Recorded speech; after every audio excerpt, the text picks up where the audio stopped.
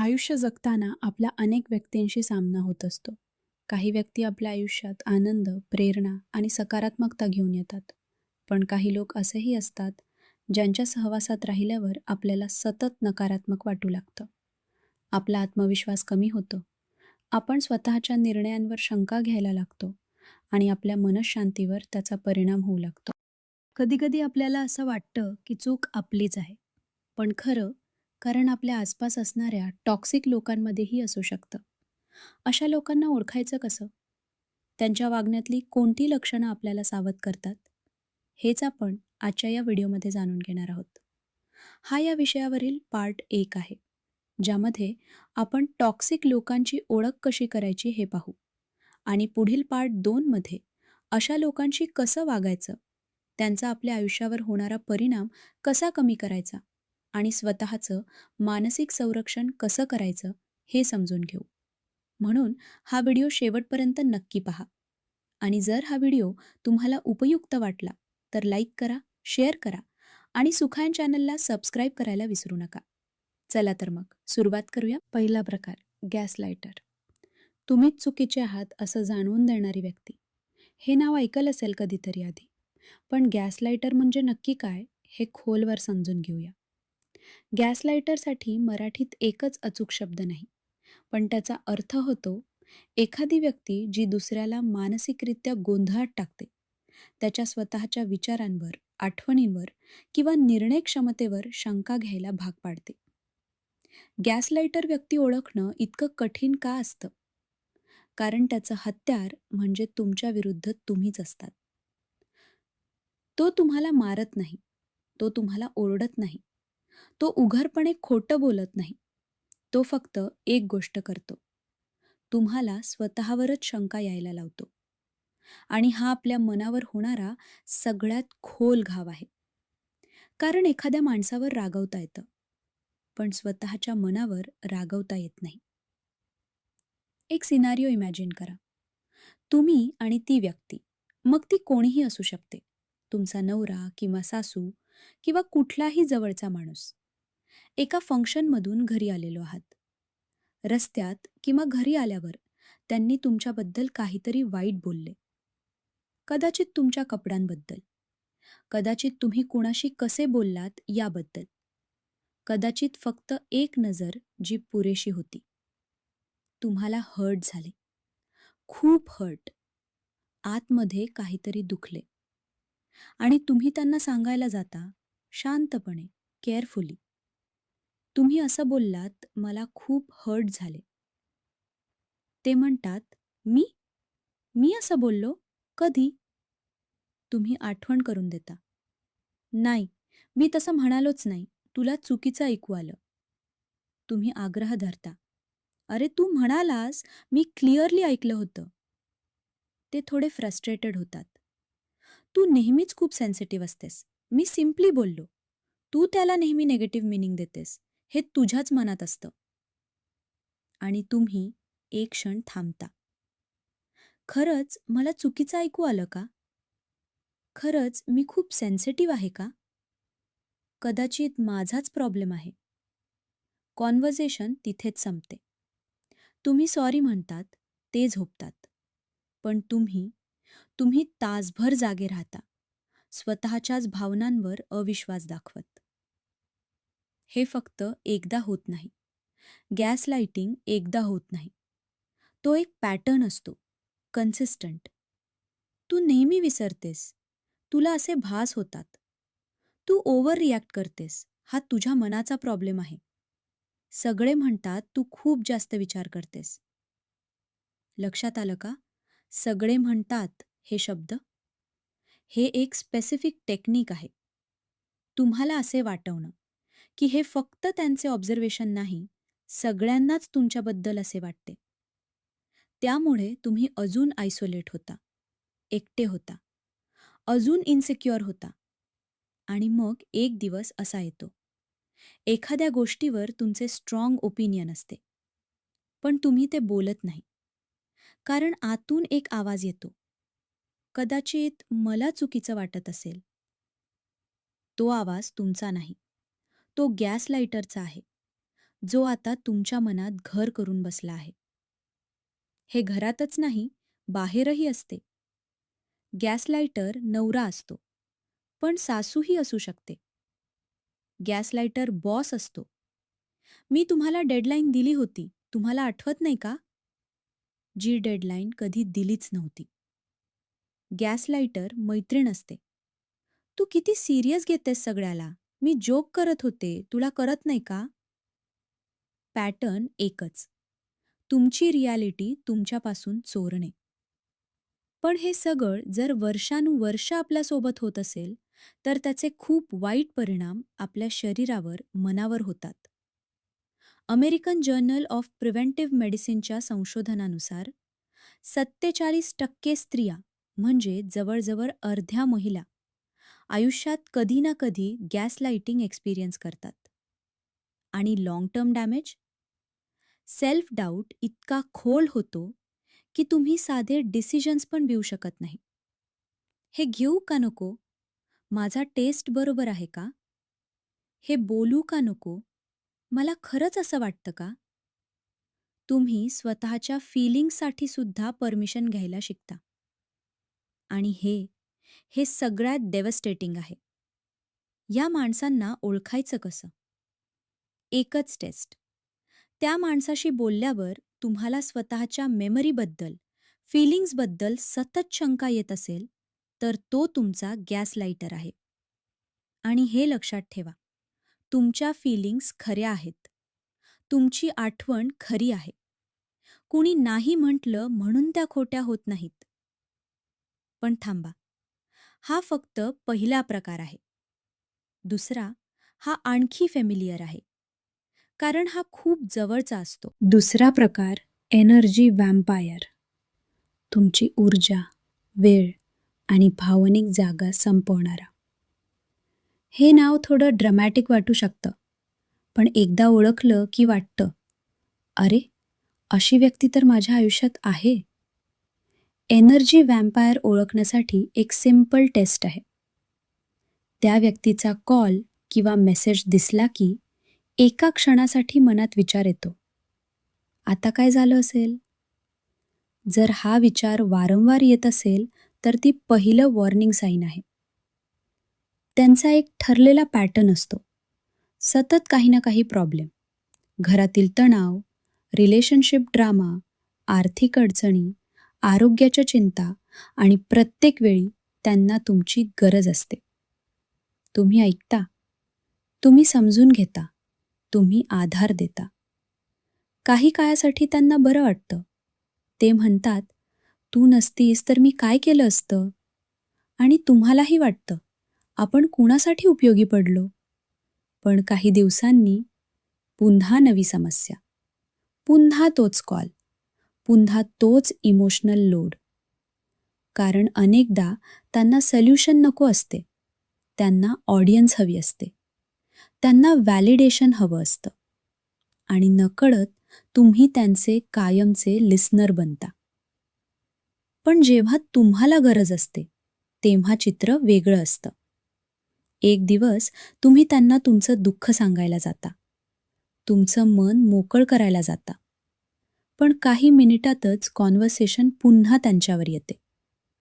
तुम्ही फोन ठेवता आणि जाणवतं, मी नेहमी त्यांचं सगळं ऐकलं, पण आज माझं कुणी ऐकलंच नाही.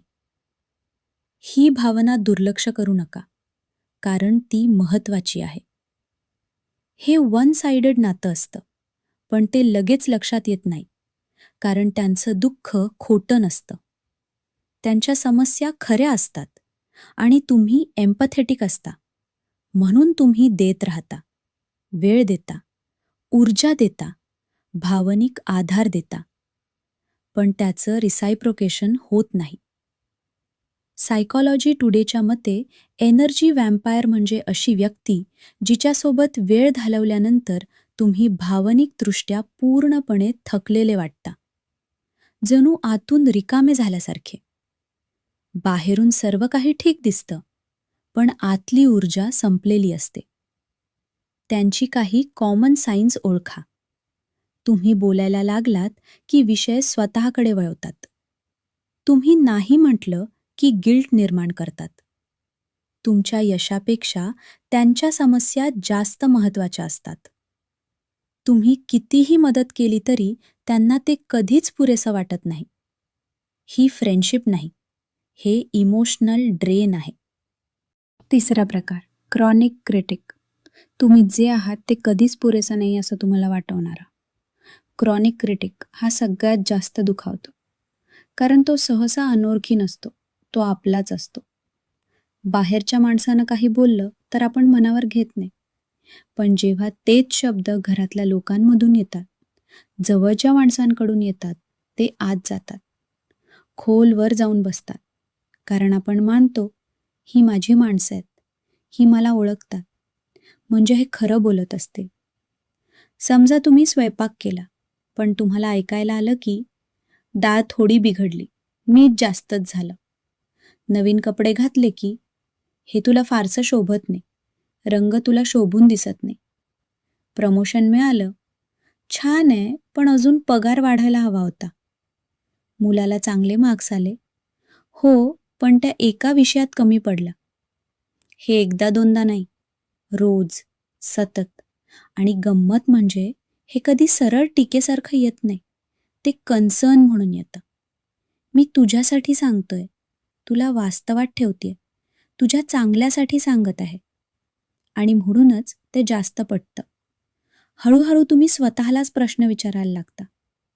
काही बोलायच्या आधी, काही घालायच्या आधी, काही ठरवायच्या आधी. मी चुकतेय का? एक वेळ अशी येते, बाहेरचा क्रिटिक काही बोलत नाही, पण आतला क्रिटिक थांबत नाही. कारण तो आता तुमच्याच आवाजात बोलतो. आणि तिथून आत्मविश्वास एका दिवसात नाही, तर रोज थोडा थोडा कमी होत जातो. ऑनेस्ट फीडबॅक आणि क्रॉनिक क्रिटिसिझम यात फरक असतो. फीडबॅक एखाद्या गोष्टीबद्दल असतो.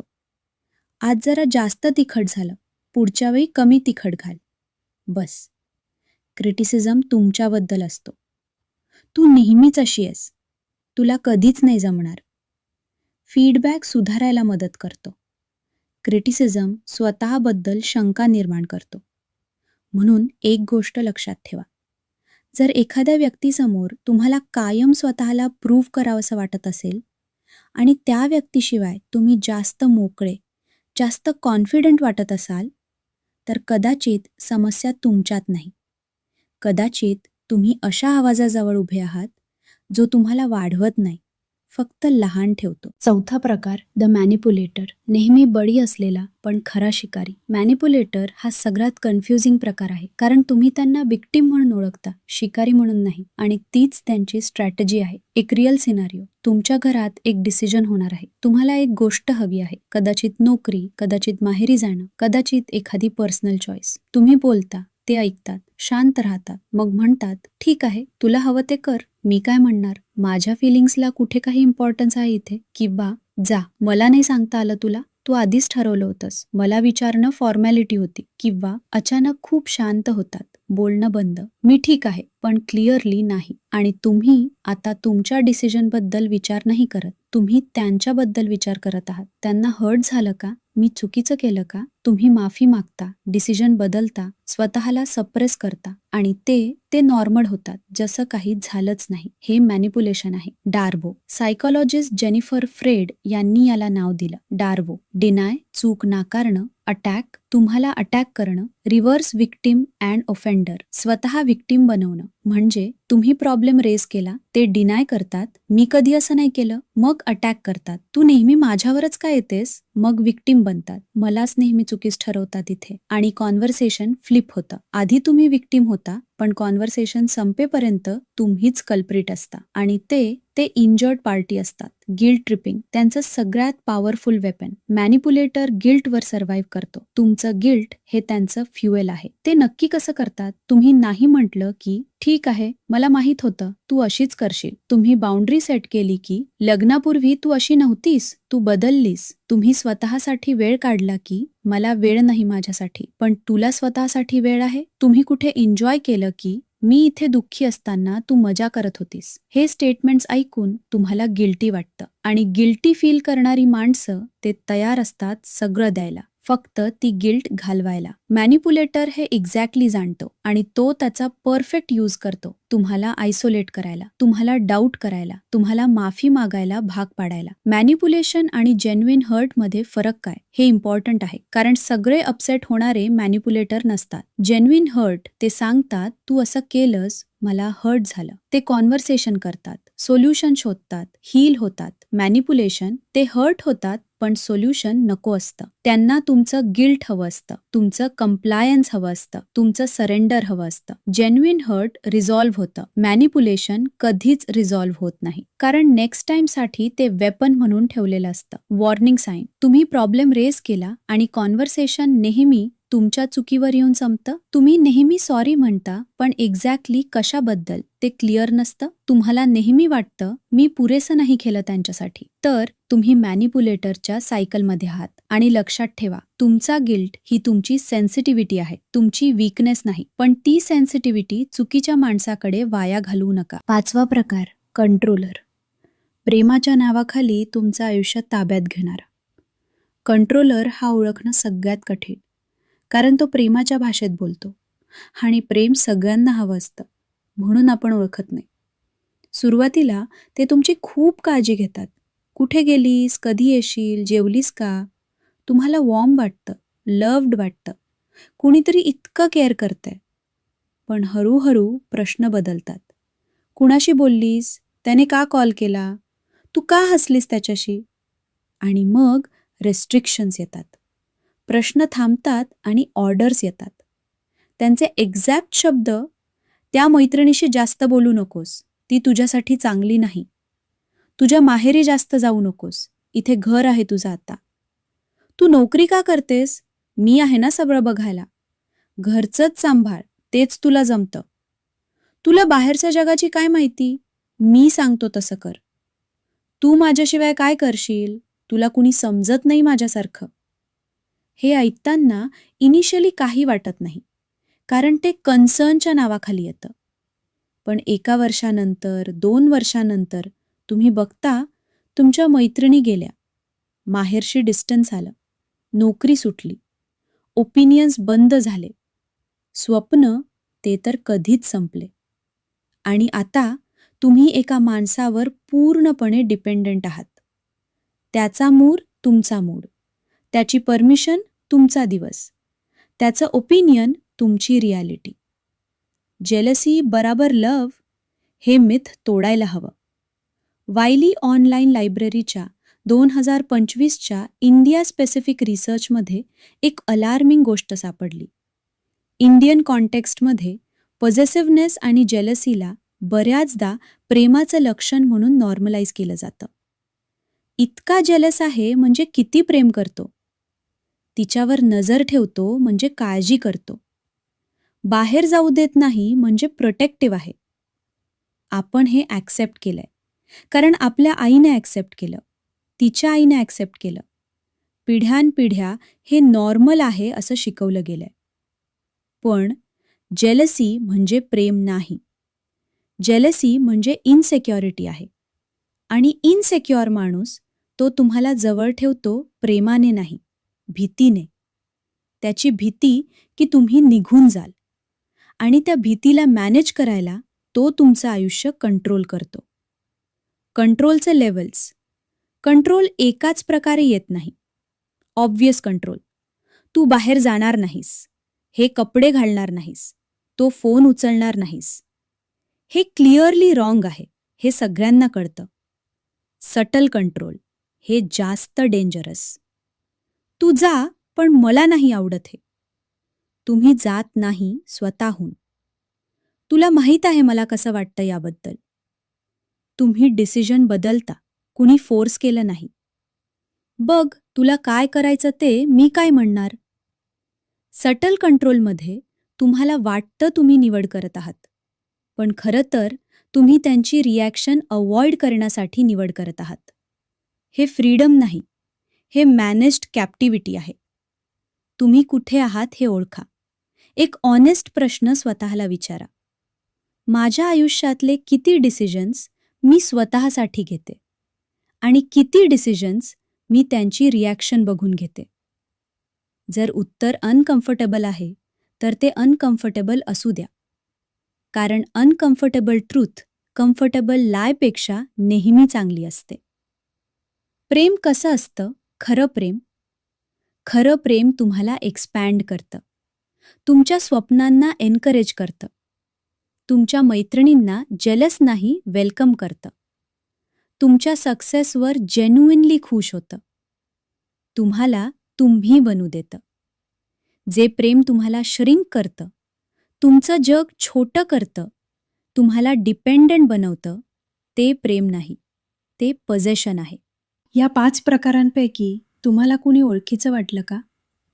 कदाचित एक माणूस, कदाचित एकापेक्षा जास्त, कदाचित एकाच माणसात अनेक टाईप्स, आणि कदाचित ऐकताना मन जड झालं, डोळे ओले झाले. ते होऊ द्या, कारण हे अश्रू तुमचा वीकनेस नाही, ही जाणीव आहे. हे माझ्या बाबतीत झालंय, हे मान्य करणं हे सगळ्यात मोठं करेज आहे. आणि एक गोष्ट, या सगळ्या माणसांनी जे केलं ते तुमच्याबद्दल नाही, ते त्यांच्याबद्दल आहे. त्यांच्या इन्सेक्युरिटीजबद्दल, त्यांच्या वून्ड्सबद्दल, त्यांच्या फिअर्सबद्दल. तुम्ही त्यासाठी डिझर्व नव्हतात. तुम्ही कधीच डिझर्व नव्हतात. आणि आता तुम्हाला माहीत आहे. आणि माहीत असणं हीच सुरुवात आहे.